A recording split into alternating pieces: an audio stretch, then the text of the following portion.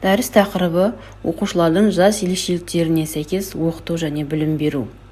Жоспар бойынша жас ерекшелік пен танымдық қабілет сипаттамасы, ерте жастан шетел тілін меңгерту ерекшеліктері, TPA Total Physical Response әдісі қарастырылады. Ең алдымен тілді меңгеру үшін позитивті мотивация қалыптастыруымыз шартты.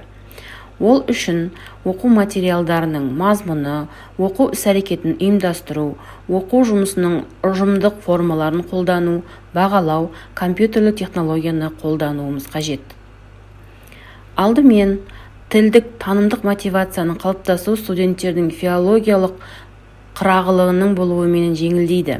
Филологиялық қырағылықты дамытуда лингвистикалық болжам маңызды рөл атқарады. Яғни, сөздің, өрнектің грамматикалық формаларын белгілі бір мағынасы туралы кенеттен түсіну оқушыларды үлкен қанағат сезіміне бөлейді. Тілдік болжамдағы жаттығулар, яғни кроссвордтар шешу қызықты болып келеді. Сондықтан оқушыларды үнемі оларды шешуге, қарастыруға, тіректерге және тіркестерге аудару керек. Оқушыларды тілдік материал жинақтауға ынталандыруымыз қажет. Ол үшін түрлі ойындар қолдану ұсынылады. Ерте жастағы балалардың ерекшелігі. Олар түсінбесе де жауап береді, айналасындағылардан үйренеді, олар тікелей емес жанама түрде үйренеді. Негізінен түсіндіруден гөрі көріп істегенді, айналаларындағылардан көргенді түсінеді және жасайды. Дерексіз ұғымдарды шешуі қиын келеді. Әлемге деген қызығушылығын және тіл үйренуге деген құштарлығын көрсетеді. Өздері туралы сөйлескенді ұнатады.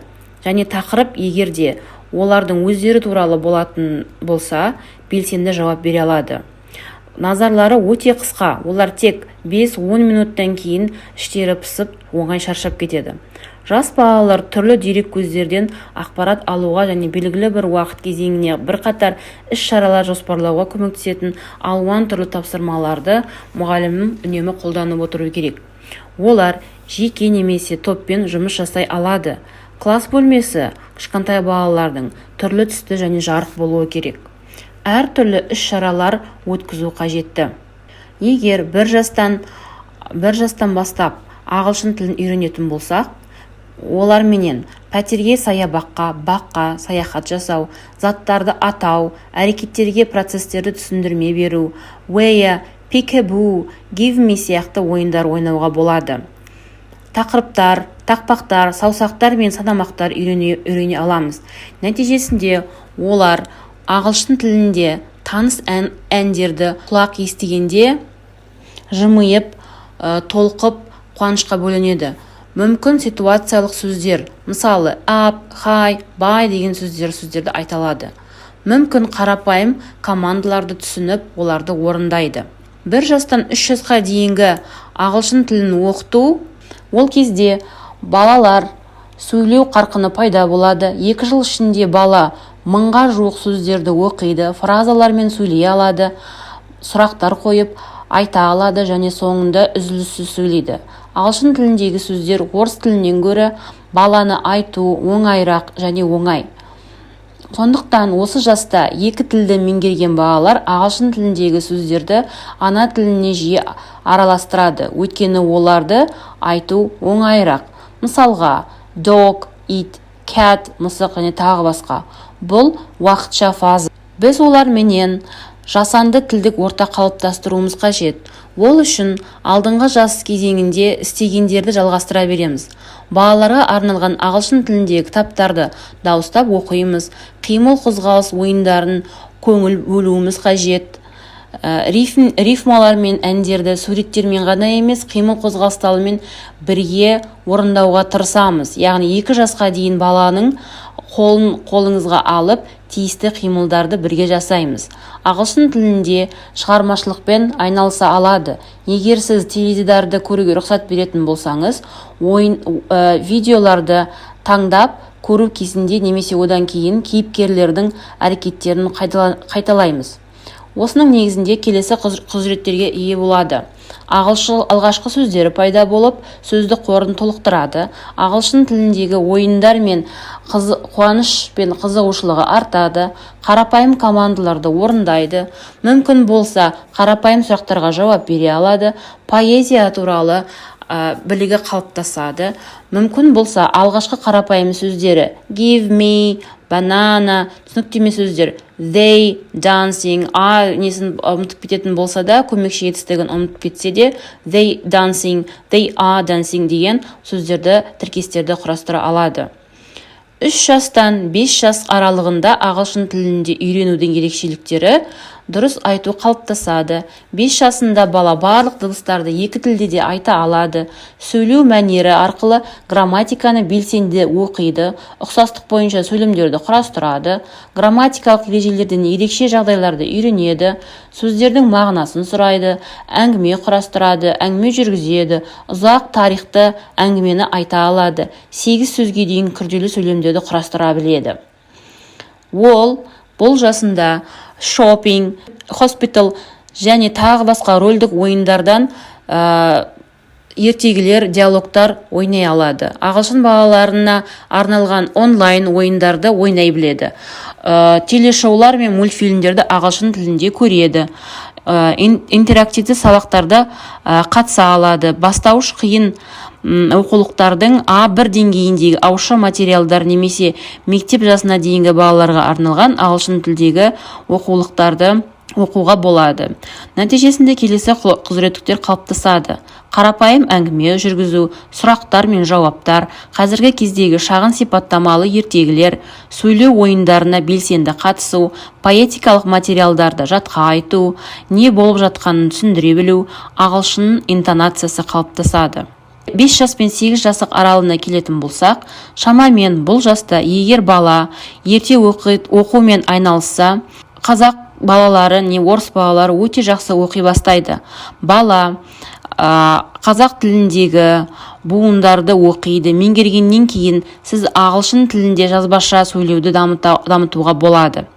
Бірақ та көп психологтардың және педагогтардың ойынша 5 жасқа дейін ағылшын алфавитін үйренуге кеңес бермейді. Өйткені жай ғана мәселені көре аламыз. Егер бала екі тілдің әріптерін шатастырмаса да, 3-4 жастағы ағылшын тілін оқу оның ақыл ойына қосылмайды. Бірақ оны көп зиян тигізуі мүмкін. 5 жасқа дейінгі әріптер мен сандар сияқты белгілі аппаратпен қарқынды жұмыс ми қыртысының өсуін ынталандырады.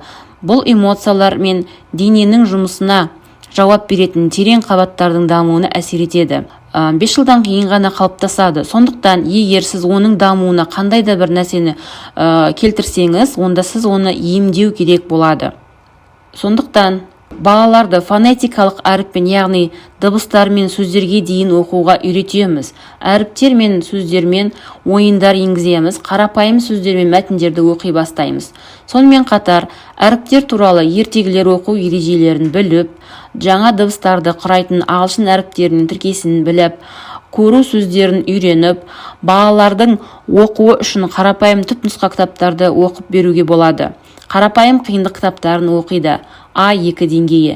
Зерттелген, яғни қарастырылған тақырыптар бойынша сөздік қорларын тереңдету, модальді етістіктерді қолдана отырып, өткен және болашақ шақты білдіретін сөйлеу үлгілерін белсенді қалыптастыруымызға болады. Нәтижесінде, ауызекі тілдің күрделенуі, жазудың пайда болуы, қарапайым сөздер мен әңгімелерді оқу, шағын сипаттамалық эссейлер қарастыру, өткен және келер шақ модальді етістіктердің сөйлемінде пайдалана алуы қалыптасады. 8-11 жас аралығында ағылшын тілін үйретер болсақ, бұл жаста бала сөйлейді, оның заңдылықтары мен логикасын түсінуді бастайды. Сөйлеу күрделене түсіп, грамматикалық жағынан таза бола түседі. Бұның негізінде 8 жасқа дейін бала компьютерде ағылшын тілінде басып шығаруды үйренеді, электронды сөздікті қолдануды үйренеді, Б1, Б2 оқулықтарын оқи алады. Соның негізінде олардың сөйлеу тазалығы дамып, белсенді түрде түзете бастайды өзінің қателерін, әңгімелерді, эссейлерді артта қалдырып, қиындық деңгейіне көшеді. Орфографиялық сөздері дұрыс келеді. Оқылымды жақсартады. Сіздің өткен тәжірибеңіз, жоспарларыңыз немесе пікірлеріңіз туралы әңгімелер құрастыра біледі. 12 жасқа келер болсақ, 12 жаста сөйлеуде не қамтылады? Ауызша сөйлеу негізінде оқу және жазу арқылы дамиды. Ағылшын тілінде нені үйрену үшін істеу керек? Грамматиканы оқытуды жалғастыруымыз қажет. Зерттеу жобаларын орындатамыз. Ағылшын классиктерін оқуына ұсынамыз. Б2 және жоғарғы деңгейде оқулықтарды оқуға беріледі. Соның негізінде ағылшын тілінде еркін сөйлейтін бала қалыптасады. Негізінен ерте жастағы балалармен тіл үйретудегі принциптер ол ойын арқылы тілге еліктіру, ашық түстер мен көрнекіліктерді пайдалану, грамматиканы қолданбау, аудармаға жүгінбеу, әрекеттердің жиі өзгеріп отыруы. Ашық түстер мен көрнекіліктер дегеніміз, мектеп жасына дейінгі балалар визуалды бейнелі ойлауы басым. Балалар суреттерді ойлайды. Және бұл оларға ағылшын тілін барынша қолдануға мүмкіндік береді. Балаларға аударма қажет емес. Демек, оның кескініменен байланысты жеткілікті. Сәйкес сурет, ойыншық, зат, қимыл қолданамыз. Грамматиканы қолданбау. Жас балаларға грамматиканы оқытуды әртүрлі. Логикалық ойлау мектепке жақындай бастайды. Және кіші жасөспірім жасында аз немесе өте аз дамиды. Сондықтан грамматиканы мейлінше аз қолданып, структуралық сөйлемдерменен жұмыс жасаймыз. Әрекеттерді жиі өзгертіп отыру керек, яғни тапсырмалар. Олар өте тез арада жалығып кететіндіктен тапсырмалар легі әртүрлі болып, бірінен соң бірі ауысып отыруы қажет, бірақ бір тақырып аясында. Оқушылардың көбіне визуалды қалыптастыруына байланысты TPR әдісі, Total Physical Response, яғни жеке тұлғалардың барлық сезім мүшелеріне физикалық әсер етуіне бағытталған іс-әрекет. Бұл көбіне кинестетиктерге, аудиовизуалдарға қолдануға болады. Көбіне көп ерте жастағы балаларға қолданған тиімді. Бұл әдіс негізінен 1960-70 жылдар арасында пайда болып, психолог профессор Джеймс Ашер ұсынған. Оның пайымдауынша, балаларды байқай отырып, ерте жастағы балалар айналасындағы іс-әрекеттерге, айналасындағы ересектерге қарай отыра еліктеу негізінде тілді меңгеріп, кейіннен меңгерілген сөздер, тілдік дағдылары ұзақ мерзімді жадыға өткен. Сондықтан ерте жастағы балалар ересектерге еліктеп, кейін тілі шығады. Ересектер миының сол бөлшегі абстракты логикалық ойлауға, тілге қабілеттілікке жауапты. Ашер мидың оң жақ бөлшегінді пайдалануды ұсынады. Бұл әдіс іс-қимыл етістіктермен байланысты сөздермен жұмыс жасау. Мысалы, go, smile, bow, jump және дене мүшелері head, nose, eye, back, яғни бұларды іс-қимылмен көрсетіп жасай алуға болады.